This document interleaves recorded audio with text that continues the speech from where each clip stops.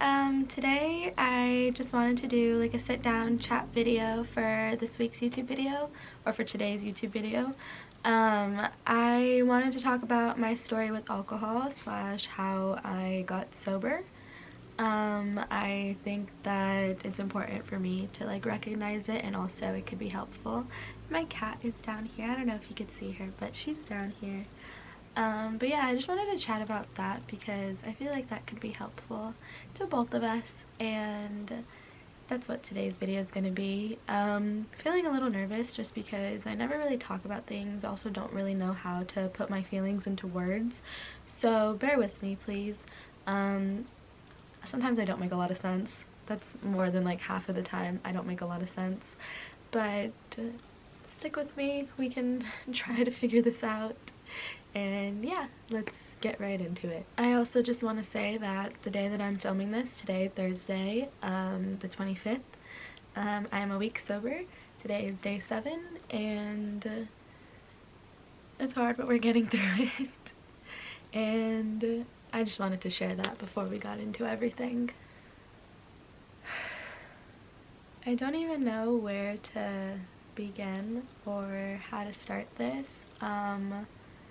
I also just never really know how to put my feelings into words, like I said, so this could be a little difficult.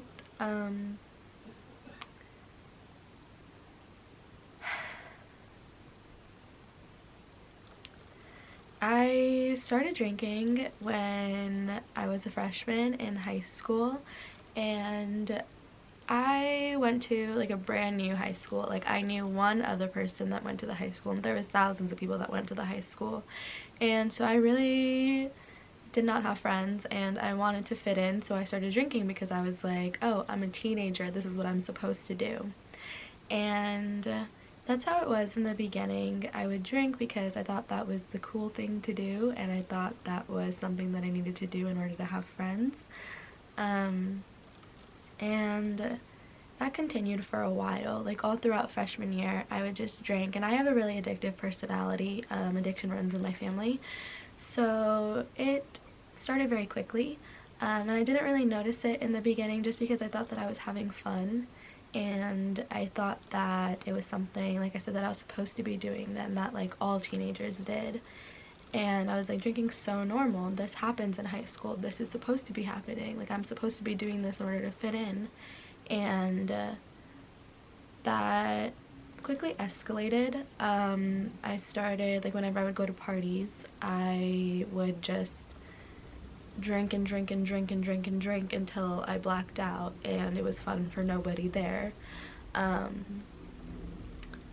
Senior year was rough.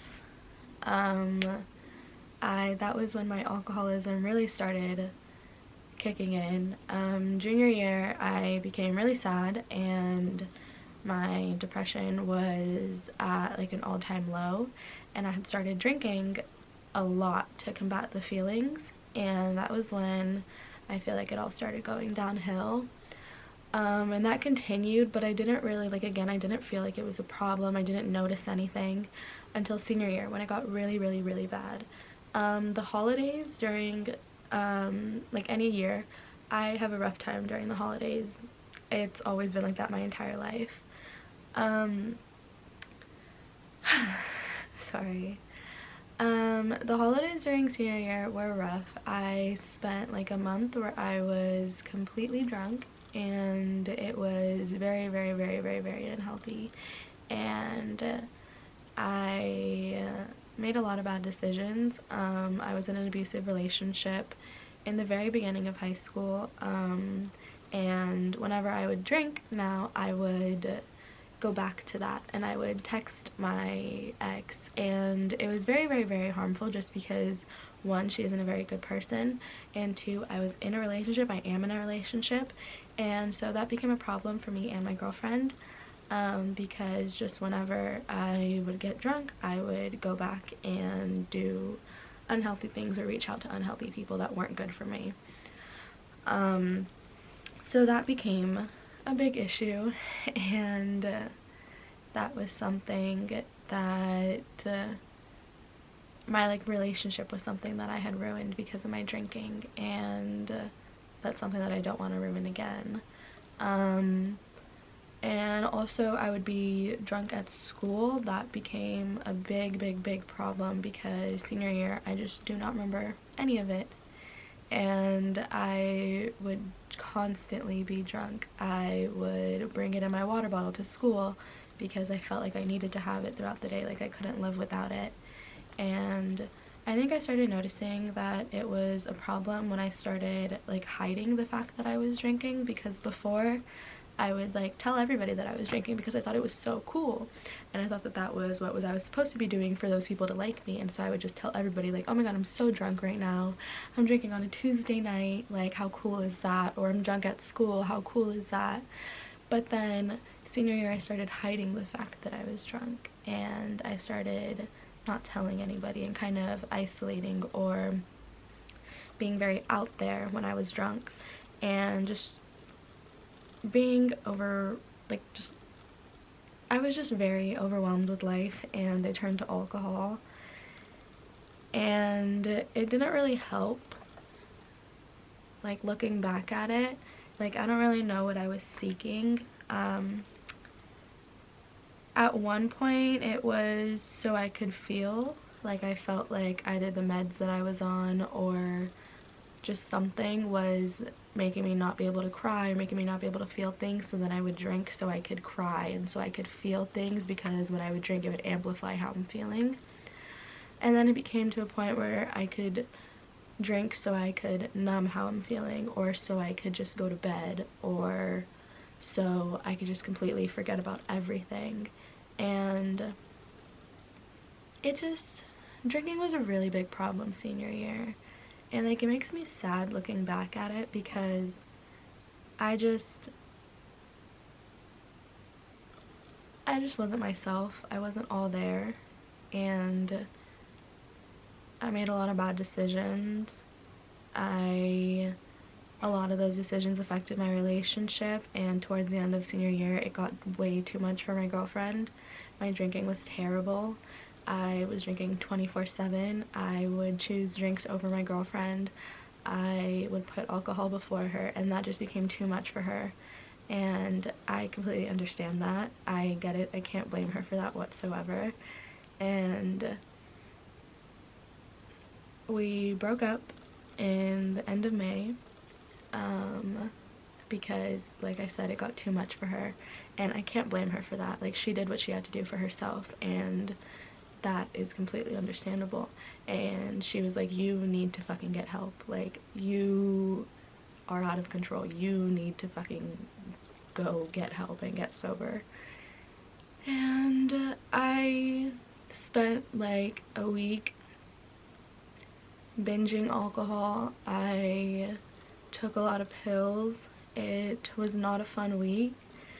I ended up on June 3rd of 2019, I ended up overdosing. I had taken a handful of my antidepressants and any meds that I could find, and drank a bunch of alcohol, and I ended up overdosing. And that was very scary. Yeah, I'm not going to talk about all of like the hospital details, just because like that stuff kind of freaks me out. It kind of makes me sad, but, and like I've never really talked about it, so I don't know how comfortable I am talking about it. But that was just a scary time. And I was put in the psych ward. I was put on a 5150, and stayed in the psych ward for about a week. I detoxed. I got some help for my mental health issues. I was diagnosed with BPD then too. And then after that I went to rehab. I went to residential and got some help for my alcoholism, and I felt pretty good. I always feel hopeful, like right when I'm in treatment and right when I get out. But then when I got out, the friends that I had, they were constantly drinking, constantly wanting to go party, and it just wasn't what I needed in the moment, wasn't something that was good for me, but I just didn't want to be alone. Me and my girlfriend were still on our break because I still wasn't better, and I just did not want to be alone, so I kept hanging around them. I kept drinking because I was like, they're not going to want to be my friend anymore because I was drinking, because I wasn't drinking. So I kept drinking. I kept doing whatever they would do, and it was just mostly parties, and so that was what I was stuck in for about like a month after I got out of treatment. And then I started talking to my girlfriend again, and the friends that I were with, they didn't really like that I was like straying away from hanging out with them and talking to my girlfriend again, but my girlfriend was trying to get me to continue getting better, and so I had to stop talking to them, and that was probably the best decision that I've ever made in my entire life, even if it meant like having no friends for the moment. That was probably one of the best decisions that I've ever made in my life. Me and my girlfriend started talking again, and she really helped me get better. I just started thinking about how our relationship was affected before and how I don't want that to happen again.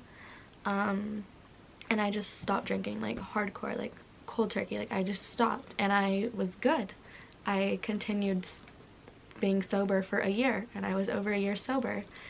And then last December 2020, I went on a 2-week alcohol bender, and that was not fun. And it was really shitty because I thought that I was going to like lose everything, and I was really scared. For the past like 2 months, it's just been off and on, trying not to drink and then relapsing, and then trying not to drink and then relapsing. And today's day 7. It's really hard just because like I still don't know how to cope with all my feelings without alcohol, but I have a plan to call like addiction medicine services in the hospital that I go to see like what other services that I can get, because I really want to get better and I don't want to ruin anything anymore. And like I feel like this was all over the place. I'm sorry.